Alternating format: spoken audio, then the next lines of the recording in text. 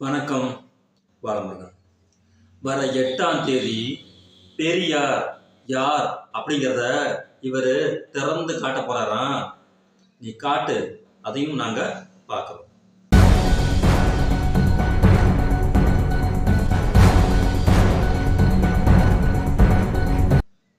பெரியார் அப்படிங்கிற ஒரு மாபெரும் தத்துவம்ங்கிறது கடந்த ஒரு நூற்றாண்டு காலமாக இந்தியாவை வழிநடத்தி கொண்டிருக்கக்கூடிய உயரிய தத்துவம்.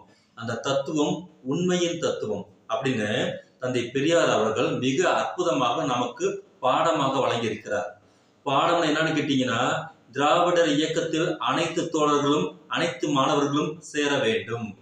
ஏன் சேர வேண்டும் கேட்டா, இது அரசியலில் பங்கேற்காத ஒரு இயக்கம், சமூக சீர்திருத்த இயக்கம், மக்களுக்கு தொண்டு செய்யக்கூடிய இயக்கம், சில்லறை சீர்திருத்தம் எல்லாம் செய்யாமல் அடியோடு பிடுங்கி எறியக்கூடிய மூட நம்பிக்கைகளை, ஜாதி வெறி இருக்கு பாத்தீங்களா, அந்த ஜாதி வெறியை அனைத்தும், பெண் அடிமைத்தனத்தை, மூர்க்கவாதத்தை அனைத்துமே வேரோடு பிடுங்கி எறியக்கூடிய ஒரு தத்துவம். இந்த உலகத்திலேயே உயர்ந்த தத்துவத்தை கொண்டிருக்கக்கூடிய ஒரு இயக்கம் திராவிட இயக்கம். அதனால இந்த இயக்கத்துல சேரணும் அப்படின்னு சொல்லிட்டு, நாம் அரசியலில் பங்கேற்க போவது இல்லை, ஆனால் இந்த அரசியலை முழுமையாக தீர்மானம் செய்ய போகிறவர்கள் நாம் தான் அப்படின்னு கடந்த ஒரு நூற்றாண்டுக்கு முன்னால் முழங்கிய அரிமாவாக தந்தை பெரியாரின் கொள்கைகள் இன்று சட்டங்களாக பூர்த்து குலுங்கி கொண்டிருக்கிறது இந்த தமிழ்நாட்டில்.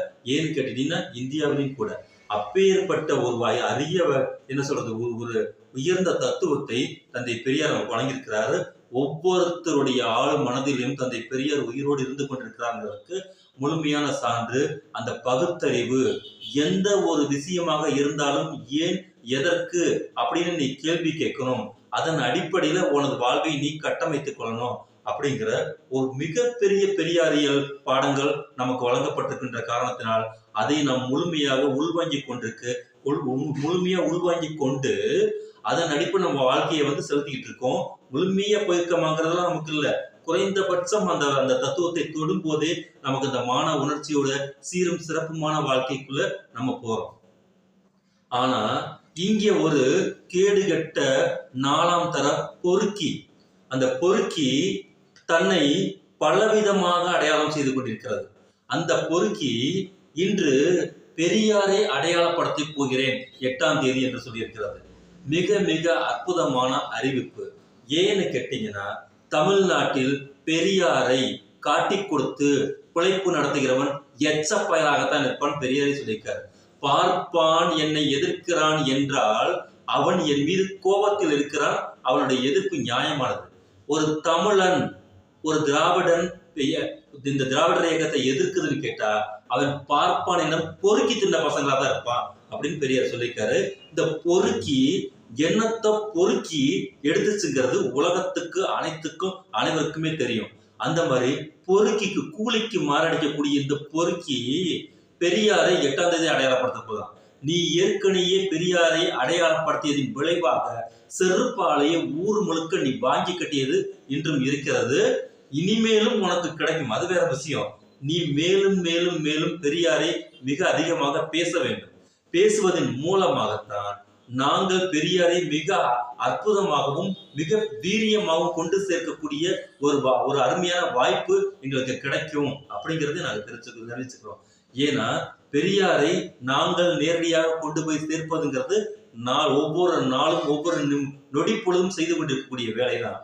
ஆனா மிக மூர்க்கமான வீச்சாக எதிரிகளும் துரோகிகளும் காளிகளும் கூலிகளும் கிளம்பி இருக்கும் போது பன்முகத்தன்மையோடு, குறைந்தபட்ச சுணக்கம் கூட இல்லாமல் மிக வீச்சோடு நாம் கொண்டு போய் சேர்ப்பதற்கான அந்த வேலையை செய்வதற்கான ஒரு காரணியாகத்தான் இந்த மாதிரி திடீர் என்று முளைத்திருக்கக்கூடிய அல்லு சில்லறை காளான்களுக்கு பார்த்தீங்களா, அது பார்க்கறதுக்கு அழகா இருக்கும், கொடையெல்லாம் விரிஞ்சிருக்கும், பெரிய என்ன சொல்றது, அனைத்து எல்லா பேரிடையும் தாங்குற மாதிரி இருக்கும். அது காளான் அப்படிங்கிறது எல்லாத்துக்கும் தெரியும். அந்த மாதிரி காளான்கள் கிளம்பி இருக்கும் போது அது சொல்லக்கூடிய அந்த கருத்துக்கள்ங்கிறது இருக்கு பாத்தீங்கல்ல, அந்த கருத்துக்களுடைய வீச்சு இருக்கு பாத்தீங்கல்ல, அந்த வீச்சு எந்த அளவுக்கு 2 வகையான அணுகுமுறைகளாக போய் சேரும் என்பது அனைவருக்கும் தெரிஞ்சதுதான். ஒன்று என்னன்னு கேட்டுட்டீங்கன்னா, நேரடியான விமர்சனம். பெரியாரின் மீது விமர்சனம் என்பது 100% சரியானது. அது இந்த மனித குலத்துக்கு தேவையானது. யார் ஒருவர் ஒரு தத்துவத்தை இங்கே முன்னிலைப்படுத்திக் கொண்டு வருகின்றார்களோ, அந்த தத்துவம் என்பது முழுமையாக எந்த விதமான ஆய்வுக்கும் உட்படுத்தப்படாமல் ஏற்றுக்கொள்ளப்படுகிறது என்றால் அதற்கு பெயர் பாசிசம். அந்த பாசிசம்ங்கிறது தலைவன் என்ன கட்டளை இடுகின்றானோ அந்த கட்டளையை ஏன் எதற்கு என்று கேள்வி கேட்காமல் தலைவணங்கி ஏற்றுக்கொள்வதுதான் தலைவர் அங்க நமக்கு விதிக்கப்பட்டிருக்கக்கூடிய ஆர்டர், அந்த கட்டளை. அப்படின்னா இதுக்கு பேர் என்ன? பாசிசம். ஆனால் இங்கே ஒரு தலைவர், தத்துவத்தின் தலைவர், எனக்கு தோன்றியது இது, இந்த கருத்தை உங்களின் முன்னால் நான் வைக்கின்றேன், இந்த கருத்தை நீங்கள் உங்களுடைய ஆய்வுக்கு உட்படுத்தி சரி என்றால் ஏற்றுக்கொள்ளுங்கள், தவறு என்றால் தள்ளிவிடுங்கள். இந்த மாதிரி ஒரு அற்புதமான ஒரு தத்துவத்தை நீங்க எங்கேயாவது பார்த்திருப்பீங்களா? முழுமையான சுதந்திர தன்மையுடைய ஒரு அற்புதமான தலைவர் தந்தை பெரியாரின் கருத்துக்கள். இந்த கருத்துக்களை ஒவ்வொருவரும் கடந்த 100 ஆண்டுகளாக செழுமை பெற்ற தமிழகம் இந்தியாவில் வடநாடு தென்னாடு பிரிச்சிருக்கும் போது ஒவ்வொரு நாளும் இன்னைக்கு கூட ஒரு வீடியோ வந்துச்சு. அந்த வீடியோல உத்தரப்பிரதேசத்துல ஒவ்வொரு நாளும் சிறுபான்மையினர்கள் தனது உயிரை கையில் பிடித்துக் கொண்டு அங்கு உயிர் வாழ்ந்து கொண்டிருக்கிறார்கள்.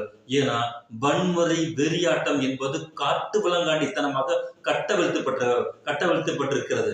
ஆனால் தமிழ்நாட்டில் நீ நல்லா இருக்க, மாமை மச்சான் முதற்கொண்டு நீ நல்லா இருக்கியா, நான் நல்லா இருக்கேன் அப்படின்னு சொல்லி உயர் நீதிமன்றங்கள் கூட நீ பண்ணிருக்கக்கூடிய வேலையெல்லாம் பொது அமைதிக்கு குந்தகம் விளைவிக்கக்கூடிய வேலையை நீ செஞ்சுக்கிட்டு இருக்க, உன்னோட மனுவை டிஸ்மிஸ் பண்ற அளவுக்கு இங்கே முழுமையாக பண்படுத்தப்பட்டிருக்கக்கூடிய மாநிலமாக தமிழ்நாடு இருப்பதற்கு முக்கியமான காரணம் என்னன்னு கேட்டீங்கன்னா, இங்கே இருக்கக்கூடிய ரேஷனலிசம், தந்தை பெரியாரின் தத்துவம், உலகளாவிய தத்துவம் இன்றைக்கு 67 இருந்து ஒரு திராவிட மாடல் கவர்மெண்டாக இன்றைக்கு என்னது காத்து பூத்து கொண்டிருக்கிறது. இந்தியாவை அதனை பார்த்து ரசித்துக் கொண்டிருக்கிறது. உலக நாடுகள் அனைத்தும் இந்த தத்துவத்தை பின்பற்றி கொண்டிருக்கிறது. பின்லாந்து இருக்கு பார்த்தீங்களா, அந்த பின்லாந்துக்கு உலகத்திலே கல்வியில் சிறந்து விளங்குகிற அந்த பின்லாந்து காலை உணவு திட்டத்தை நாங்கள் முழுமையாக இனிமேல் பின்பற்றுவோம் அப்படின்னு சொல்லி, கனடா உலகத்திலே மிகப்பெரிய நாடு, நாங்கள் பின்பற்றுவோம் சொல்லும் போது இதுக்கெல்லாம் அச்சாணியார். கல்வி என்பது அனைவருக்குமானது அப்படிங்கிறது தான் தந்தை பெரியாருடைய தத்துவம். ஆனால் தந்தை பெரியாருக்கு நேர் எதிராக இருக்கக்கூடிய ஆரிய தத்துவத்துடைய பேரில் அதோடைய தத்துவம் என்னன்னு கேட்டீங்கன்னா, கல்வி என்பது பார்ப்பானுக்கு மட்டுமானது. சூத்திரன் அனைவரும் ஜாதி தொழிலை செய்து அவனுக்கு பார்ப்பானுக்கு அடிமையாக வாழ்ந்து மடிய வேண்டும் அப்படின்னு சொல்லுது. அப்ப போராட்டம் எங்க கிளம்புது? ஆரியன் திராவிடன்கிற போராட்டம் வரும்போது இந்த உண்மையின் தத்துவமாக இருக்கக்கூடிய தந்தை பெரியாரின் கருத்துக்கள் மக்களின் உள்ளத்தை தொட்டது. களமாக போராடினார், இயக்கம் கண்டார், மக்களை விழிப்புணர்வு அடைய வைத்தார். அதன் மூலமாக மக்களின் எழுச்சியை பெற்ற நாயகனாக மாறினார். சும்மா கிடையாது, சரியா? அப்போ இவ்வளவு பெரிய தத்துவமும் இந்த உலகத்திலேயே தோற்காத தத்துவம். புத்தரின் தத்துவத்தை கூட விழுங்கி விட்டார்கள் இந்த பார்ப்பன கும்பல்கள். அதே போல அண்ணல் அம்பேத்கரின் தத்துவங்கள் அனைத்தும் இன்றைக்கு புத்தகங்களாக இருக்கின்றது. புத்தகத்தை தாண்டி 2 வரிகள் வெளியே வந்து விட்டால் முழுமையாக முழுங்கி விடக்கூடிய RSS ஆக்டோபஸ்கள் இன்றைக்கு வரைக்கும் இருக்கின்றன. ஆனால் வைர வரியாக இருக்கக்கூடிய தந்தை பெரியாரின் எழுத்துக்கள் வெளியில வந்தார் சிம்ம சொப்பனமாக இருக்கிறது பார்ப்பன கும்பல்களுக்கு. அப்பேற்பட்ட தந்தை பெரியாரை நான் 8ஆம் தேதி நான் அறிமுகப்படுத்த போகிறேன், பெரியாரை பற்றி கருத்து சொல்ல போகிறேன். நீ சொல்லிக்கல, உனக்கு தில்லுன்னு ஒண்ணு இருந்துச்சுன்னா எல்லாரும் நாங்க அந்த இடத்துல வந்துகிட்டு நாங்க வர்றோம், நீ பெரியாரை பற்றி பேசியதற்கு பிறகு வரக்கூடிய எதிர்வினைகள் இருக்கு தெரியுமா, அந்த எதிர்வினைகள் அனைத்துக்கும் நீ தயாராக ஆரம்பிக்கலாம்.